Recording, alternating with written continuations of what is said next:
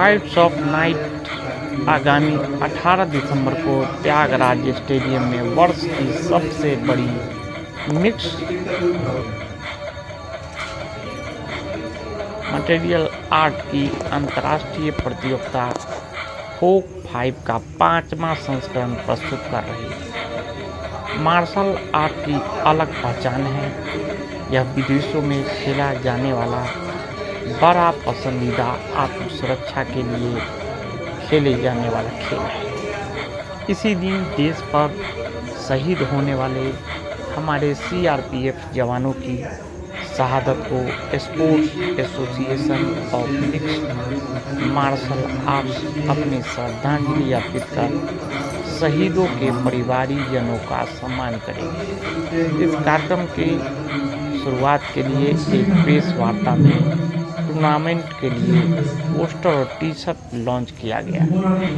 Press वार्ता को फोक के चेयरमैन देवेंद्र प्रताप सिंह और MMA के दिल्ली अध्यक्ष प्रबल प्रताप सिंह और MMA इंडिया के वाइस प्रेसिडेंट विकास शर्मा, समाजसेवी विभोर जी, आनंद संतोष चोपड़ा ने संबोधित किया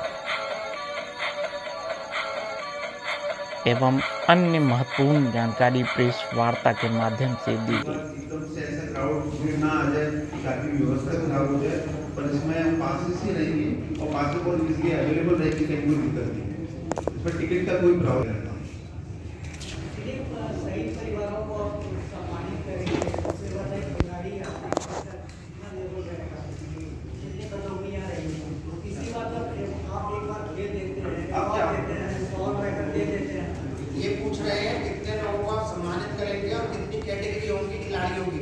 अभी मेरा सवाल पूरा नहीं हुआ है, लेकिन एक बार आपने अवार्ड दे दिया, सहयोग राशि दे दी, लेकिन उसका फ्यूचर जो होता है वो नहीं कर पाता है आगे, उसको लिए क्या सपोर्ट है, उसका क्या योजना क्या है? देखिए, मेरी जो स्ट्रेंथ है और हमारी संस्था की जो स्ट्रेंथ है, हमारी कोशिश ये है कि हम शहीदों के परिवार को सबसे पहले सम्मान दें।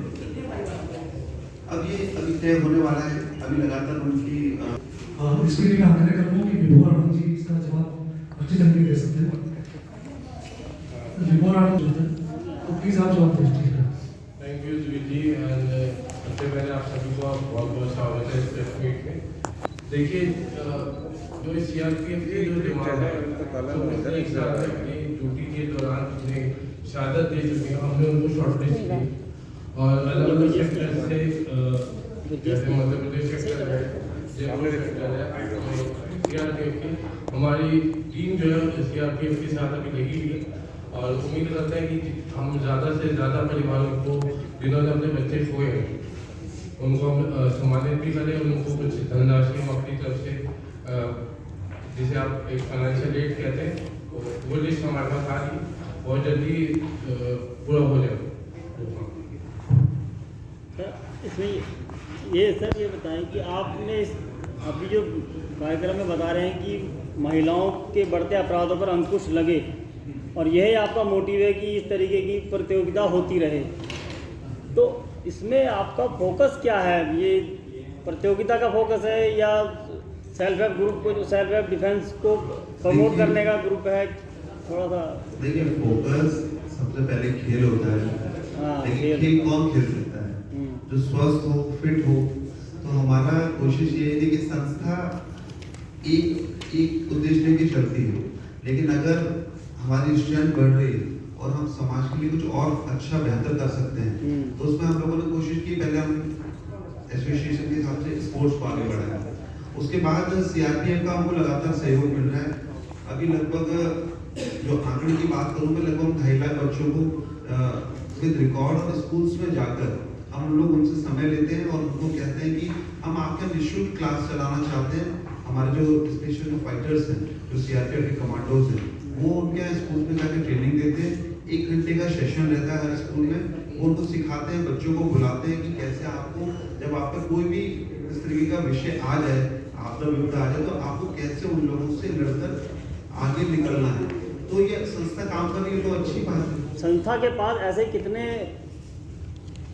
जो सीखे हुए जो हैं, जो अब इस तरीके की जो कार्यक्रम के संस्था के बाद कितने लोग हैं जो सीखे हुए हैं, जो ट्रेनिंग दे रहे हैं, शिक्षा दे रहे हैं, बता रहे हैं, आगे बढ़ाने की कोशिश? ब्लैक बेल्ट, ग्रीन बेल्ट, क्या क्या होता है? सब लोग ये ब्लैक बेल्ट हैं सारे हाँ। जो स्पोर्ट्स में काम कर रहे हैं, स्पोर्ट्स ये में। सब कोचेज हैं, सब ब्लैक बेल्ट हैं। लेकिन हम जिनसे ट्रेनिंग दिलवाते हैं, एक अगर मैं ये ब्लैक बेल्ट है, ये ट्रेनिंग देंगे, लेकिन इनसे भी जो बेहतर कमांडो थे सीआरपीएफ के, वो ट्रेनिंग देने के लिए वहाँ आ जाते हैं। कमांडो? हाँ, कमांडो ट्रेनिंग इनकी रहती है। कमांडो को कौन ट्रेन करता है? कमांडो जो रहते हैं उनको कमांडो को ट्रेन करते हैं, इसी ट्रेनर जो रहते हैं, तो उनकी बात कर रहा हूँ। कमांडो स्पेसिफिक में कमांडो की बात करें तो वो तो आप समझ लीजिए, मेरा बोलने का मतलब ये है कि कमांडोज ट्रेनिंग कराते हैं, मतलब उन जैसे अच्छे ट्रेनर जो रहते हैं वो उनको ट्रेन करने के लिए वहाँ जाते हैं, और सीआरपीएफ के ट्रेनर जाते हैं। मेरा कहने का मतलब ये है। आपके सवाल से एक सवाल, जवाब से एक सवाल है, जो आपने स्कूलों की बात करी है, क्या अपने क्षेत्र का कोई स्कूल भी हम आपके साथ जो है करा के और उसमें जो कैंप प्रोग्राम करा सकते हैं? बिल्कुल, आप बताइए, हम व्यवस्था कर देंगे। हाँ, इसके लिए मैं बता दूं आपको, अभी इस प्रेस कॉन्फ्रेंस के बाद 21 दिसंबर से पहले हम लोग विभिन्न स्कूल कॉलेजेस में जो वुमेन्स हैं, जब लड़कियां हैं, उस सबको एक निःशुल्क प्रोग्राम ऑर्गेनाइज करने का हमारा पूरा प्लान है। जैसे हम लोग सामाजिक क्षेत्र में काम करते हैं तो हमारे पास बहुत सारे इस टाइप के होते हैं, तो आपके साथ सहयोग करके हम उनमें ऑर्गेनाइज करा सकते हैं ना? बिल्कुल सर, मैं आपके प्रश्न का उत्तर दे दूं पहले कि सीआरपीएफ के कमांडोज एंड ऑल की बात चल रही थी। तो एक्चुअल में मैं एक एथलीट हूँ, और ये जब खेलते थे तो जब मैंने खेल को स्टॉप करके नेक्स्ट कैटेगरी में आया कि कोच करता हूँ, तो मैंने ये देखा कि, या हमारी टीम ने ये देखा कि इस खेल को किस प्रकार से समाज के उपयोग में लाया जा सकता है, तो पदक जीत के हम देश और प्रदेश का नाम रोशन कर सकते हैं। वैसे ही हमारे साथ में जो ट्रेनिंग करते थे उसमें मैक्सिमम जो एथलीट थे वो सीआरपीएफ में जाके और उनको रिक्रूट किया गया। तो सीआरपीएफ के दौरान वो कंपटीशन भी खेलते थे, जो, और ये 10-15 साल पुरानी बात हो गई। अभी वो ऑफ एंड हो गए, मतलब उन्होंने खेलना बंद किया, तो उनकी उस टैलेंट को सिर्फ वहां तक ना रह जाए, तो इसके लिए हमने ये कोशिश, और हमारी जो कमेटी है उसने ये प्रयास किया कि क्यों ना समाज के लिए इसका उपयोग किया जाए समाज में। और उसी दौरान अपना निर्भया केस जो दिल्ली में हुआ था, तो ऐसी हमारी बैठक के दौरान की बात हुई कि हम क्यों ना इसको इस तरीके से प्रोटेक्शन के पॉइंट ऑफ व्यू से सेल्फ डिफेंस के इवेंट कंडक्ट करें। तो फीमेल्स के लिए, not only for the females, छोटे छोटे बच्चों को, लड़के भी क्यों ना हो, कई जगह देखने में आता है कि लड़कों को भी प्रताड़ित किया जाता है, सेक्सुअली हैरेस किया जाता है। तो हम गुड टच, बैड टच, एक छोटी सी इंफॉर्मेशन से लेके एक बड़ी विपत्ति तक कैसे उससे बचा जा सकता है, तो ये सारी हम ट्रेनिंग उस दौरान कराते हैं।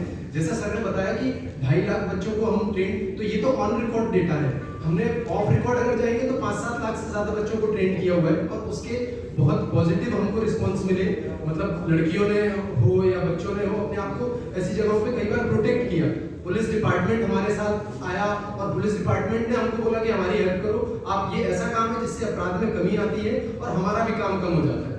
सो ये एक सोशल कॉज के थ्रू भी एक फाइट ऑफ किंग नाइट किस तरह गेम है और क्या इसके प्रोग्राम है और कहाँ ये प्रोग्राम होने वाला है? सबसे पहले मैं आपको बताना चाहूँगा कि फाइट ऑफ नाइट एक ये संस्था है, जो संस्था 18 दिसंबर 2022 को दिल्ली के त्यागराज स्टेडियम में एक कार्यक्रम आयोजित करने जा रही है, जिस कार्यक्रम में देश विदेश के आने वाले बहुत सारे विदेशी बॉक्सर फाइटर्स भी होंगे और साथ में देसी फाइटर्स भी होंगे।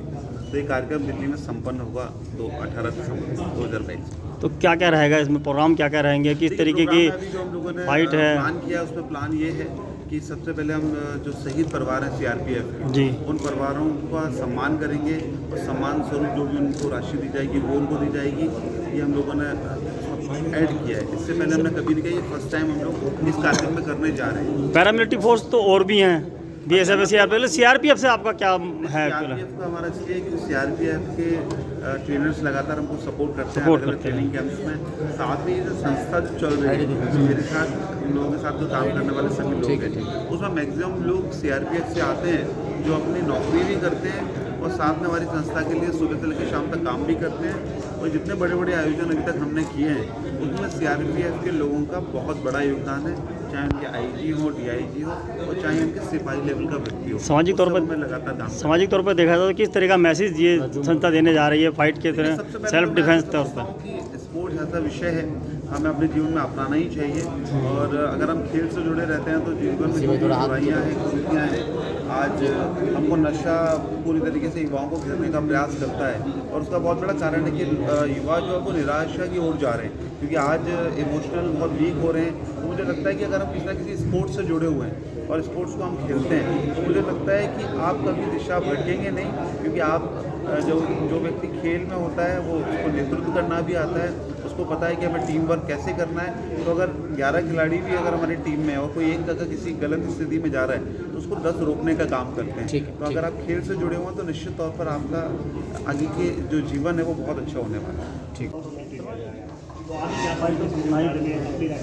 में जो किस तरीके से वो कितने समय में होगा ये और अभी इसमें बहुत समय है तो इस बीच आज हमने कॉन्फ्रेंस करी इस बीच कितना समय है जो लोगों तक ये बात पहुँचे क्या है?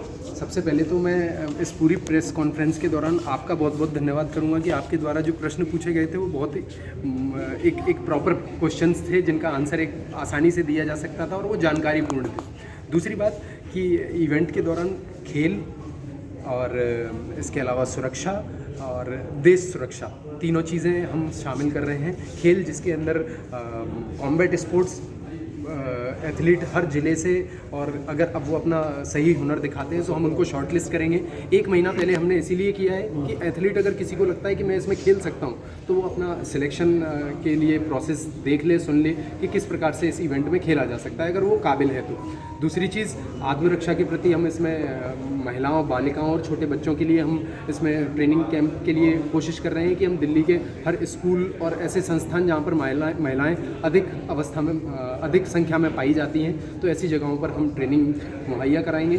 तीसरी चीज़ कि हम जो देश के शहीद जवान रहे हैं उनको कुछ आर्थिक सीआरपीएफ खासकर उनको कुछ आर्थिक मदद देने का प्रयास करें। मिक्स फाइट से क्या मतलब है? किस तरह के गेम है? जूडो, कराटे, ताइक्वांडो इनसे सबसे अलग है या इनको कुछ मिलाया गया? फ्री किक की बात आप करते हैं तो ये तो एक गेम अलग गेम हो जाता है जिसका मैं जिक्र नहीं करना चाहता लेकिन उसको किस तरीके से अलग देखते हैं? इसके प्रॉपर रूल्स रेगुलेशन रहते हैं। ऐसा नहीं कि कोई भी आएगा और लड़ेगा और चला जाएगा। तो एक प्रॉपर इसका शेड्यूल रहता है, रूल्स रेगुलेशन रहते हैं, एक मारने का, लड़ने का, बचाव करने का प्रॉपर तरीका रहता है, रिस्ट्रिक्टेड चीज़ें रहती हैं। आप ग्रोइन किक नहीं मार सकते हैं, आप नोच नहीं सकते हैं, काट नहीं सकते हैं, बाल पकड़ के नहीं खींच सकते हैं। तो बहुत सारे काफ़ी सारे रूल्स हैं तो उन रूल का पालन करते हुए आपको फ़ाइट लड़नी रहेगी। फाइटर्स की सेफ्टी के लिए वहाँ पर प्रॉपर सुरक्षा के इंतज़ाम किए गए हैं। कराटे, रेसलिंग, बॉक्सिंग इन सब का ये मिक्सअप रहेगा। मतलब रेसलर है तो ऐसा नहीं कि उसको कुश्ती ही करनी है। अगर वो रेसलिंग उसने अपनी ट्रेनिंग के दौरान रेसलिंग करी है तो वो पंच की भी ट्रेनिंग कर सकता है, वो किक्स की भी ट्रेनिंग करके इस खेल में खेल सकता है। ये कब होगा और कौन से कहाँ पर होगा? ये 18 तारीख को दिल्ली के त्यागराज स्टेडियम में आयोजित होगा और इसके पासेस जगह जगह पर दिल्ली के जो भी हमारे ट्रेनिंग क्लब्स हैं MMA इंडिया से अप्रूव्ड ट्रेनिंग क्लब्स के अंदर इसके पासेस आपको उपलब्ध हो जाएंगे। Thank you.